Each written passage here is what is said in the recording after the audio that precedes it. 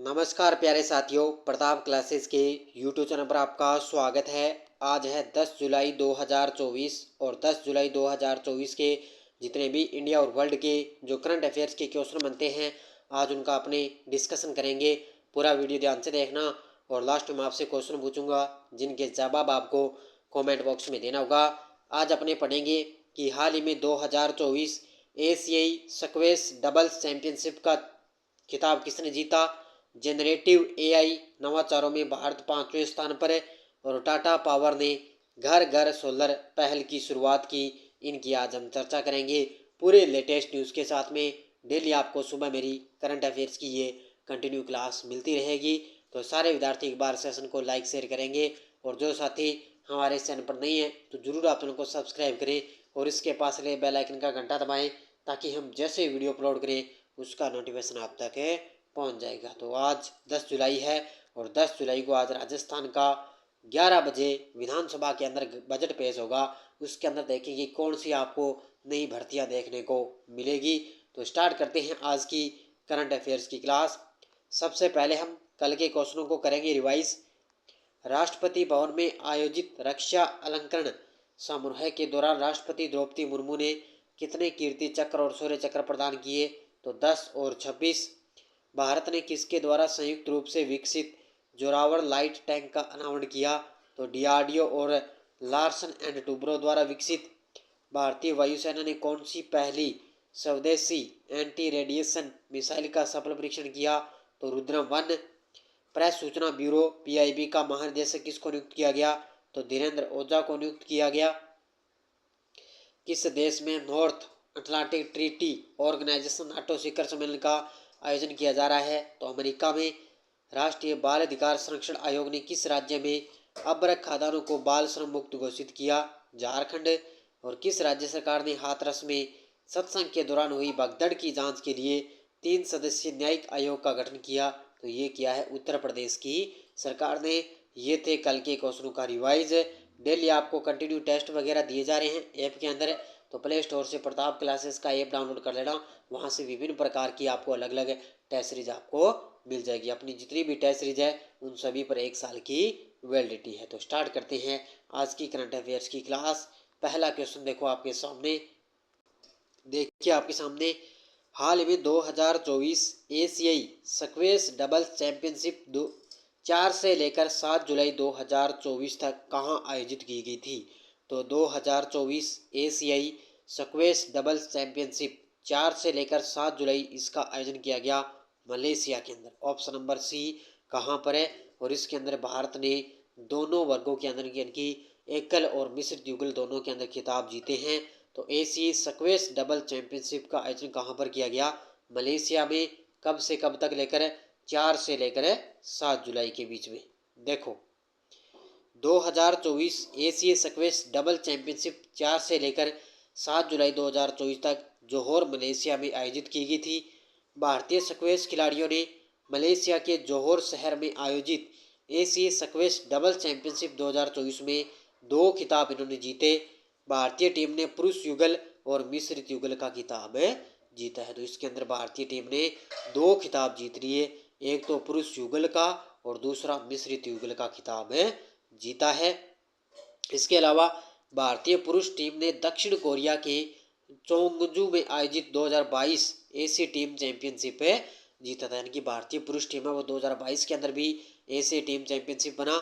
मिश्रित युगल फाइनल में अभय सिंह और 4 बार की विश्व युगल चैंपियनशिप पदक विजेता जोसन्ना चिनप्पा की भारतीय जोड़ी ने हांगकांग चीन के टोंग तसज विंग और मिंग होंग तांग को जोड़ी को फाइनल में हराया है। तो अलग अलग देशों के अंदर अपने नाम पढ़े तो नाम थोड़े से कठिन है, लेकिन आप 1-2 बार पढ़ोगे तो आपकी अच्छी तरह से याद हो जाएंगे। तो इसके अंदर भारत ने 2 खिताब जीते, पुरुष युगल का और मिश्रित युगल का खिताब जीता है। हाल ही में किस राज्य को 2024 का सर्वश्रेष्ठ कृषि राज्य का पुरस्कार मिला है। हाल ही में किस राज्य को 2024 का सर्वश्रेष्ठ कृषि राज्य का पुरस्कार मिला। तो ये मिला है अब की बार महाराष्ट्र को। किसको मिला है, महाराष्ट्र को अब की बार 2024 का सर्वश्रेष्ठ कृषि राज्य का पुरस्कार मिला है। देखो मुख्य तथ्य, महाराष्ट्र को कृषि और ग्रामीण समृद्धि के लिए नई नीतियां अपनाने और विकासात्मक पहलों के लिए वर्ष 2024 का सर्वश्रेष्ठ कृषि राज्य पुरस्कार के लिए चुना गया।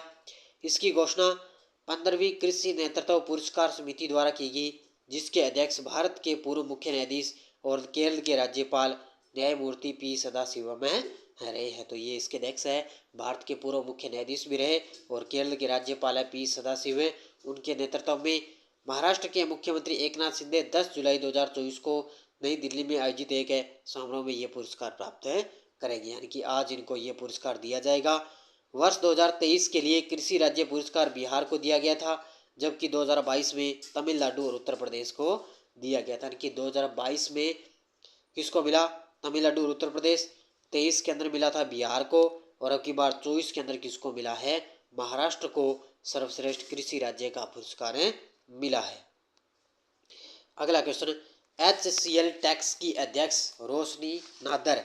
HCL टैक्स की अध्यक्ष है रोशनी नादर मल्होत्रा।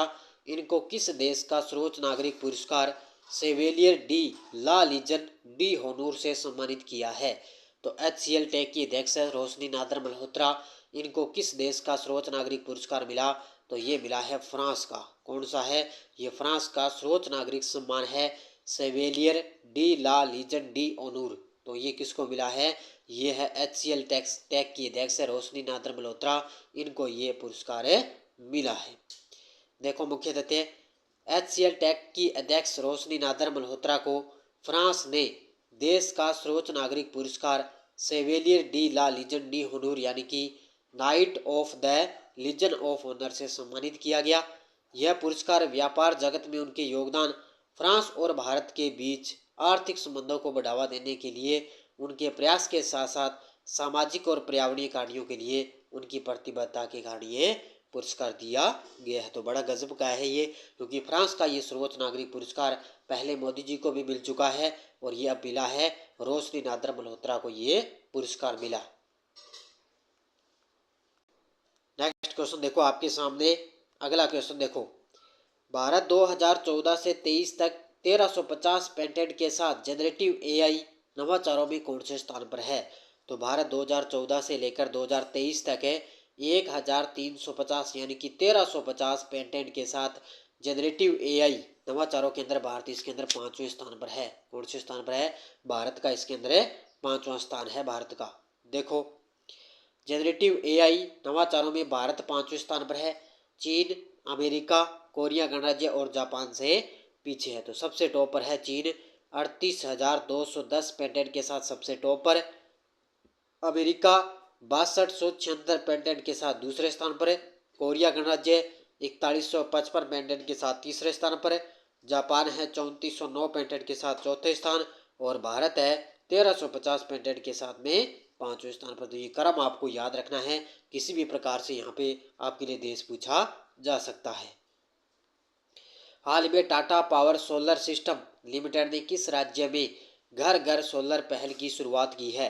हाल ही में Tata power solar system limited ने किस राज्य में घर घर सोलर पहल की शुरुआत की? तो वो की है उत्तर प्रदेश से राज्य के अंदर। उत्तर प्रदेश से कहाँ पर है? वाराणसी से। कहाँ से की है?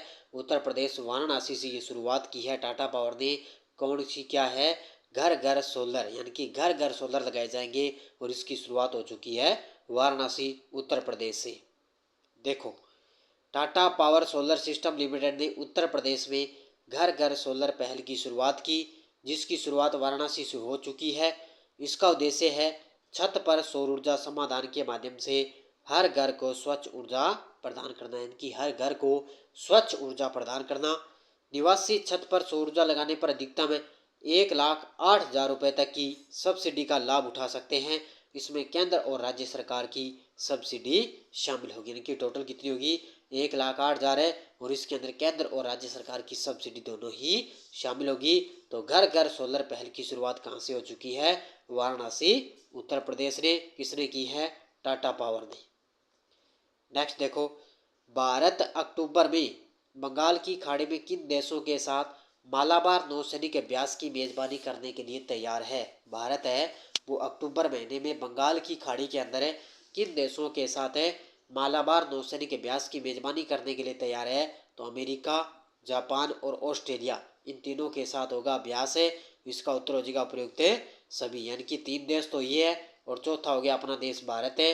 ये चारों देश करेंगे अक्टूबर में बंगाल की खाड़ी के अंदर मालाबार नौसैनिक अभ्यास की मेजबानी करेंगे। चारों देशों के बीच में ये अभ्यास आयोजित होगा। देखो, भारत इस अक्टूबर में बंगाल की खाड़ी में संयुक्त राज्य अमेरिका, जापान और ऑस्ट्रेलिया के साथ मालाबार नौसैनिक अभ्यास की मेजबानी करने के लिए तैयार है। यह अभ्यास दक्षिण चीन सागर में चीन की आक्रामक कार्रवाइयों और हिंद महासागर क्षेत्र में उसके बढ़ते प्रभाव के कारण बढ़ते क्षेत्रीय तनाव के बीच में किया जा रहा है। तो ये चीन की आक्रामक जो कार्रवाइयाँ है, हिंद महासागर क्षेत्र में बढ़ते प्रभाव है, उसी को लेकर तनाव के बीच में लेकर यह अभ्यास चलेगा। इस अभ्यास का 28वां संस्करण उन्नत पनडुब्बी रोधी युद्ध पर केंद्रित होगा और इसका उद्देश्य होगा कि चारों देशों के बीच सैन्य अंतर संचालन को बढ़ाना, इसका उद्देश्य होगा। तो ये इसका 28वां संस्करण अब की बार आयोजित किया जाएगा। होगा कब है? अक्टूबर महीने में। ये टेलीग्राम ग्रुप है, कोई सूचना आती है, कोई लिंक आ गया, कोई नोटिफिकेशन आ गया, सब आपको टेलीग्राम पे सूचना मिलती है। पिछले वीडियो क्वेश्चन क्या था? किस देश को शंघाई सहयोग संगठन एससीओ के 10वें पूर्ण सदस्य के रूप में शामिल किया गया? तो ये किया गया बेलारूस को। बहुत सारे विद्यार्थियों ने बड़े शानदार तरीके से जवाब दिए, उन सभी को हार्दिक शुभकामनाएं। अब देखो आपके लिए क्वेश्चन फॉर यू क्या है। हाल ही में अमित शाह ने किस शहर में नैनो उर्वरक सब्सिडी योजना की शुरुआत की? गांधीनगर, अहमदाबाद, भोपाल, बेंगलुरु। इसका जवाब आपको कमेंट बॉक्स में देना है। ये थी आज की अपनी करंट अफेयर्स की क्लास। सारे विद्यार्थी वीडियो को ज़्यादा लाइक शेयर करेंगे। और ये अपनी एलडीसी वगैरह है, सीईटी की स्पेशल करंट अफेयर्स की टेस्ट सीरीज चल रही है, मात्र 100 रुपये के अंदर है और 1 साल की वैलिडिटी है। तो प्ले स्टोर से प्रताप क्लासेस का ऐप डाउनलोड कर लेना, वहाँ से ये अपनी टेस्ट सीरीज ज्वाइन कर सकते हो। इसके अलावा अपनी वार्षिक करंट की टेस्ट सीरीज चल रही है, डेली लाइव क्लास का test, weekly test, monthly test और मंथली पीडीएफ आपको उसके अंदर दी जा रही है। तो वो भी आप टेस्ट सीरीज ले सकते हो। 1 साल का पूरा करंट आपका तैयार होता जाएगा। ये थी आज की 10 जुलाई की अपनी करंट अफेयर्स की क्लास। तो धन्यवाद। जय हिंद, जय भारत।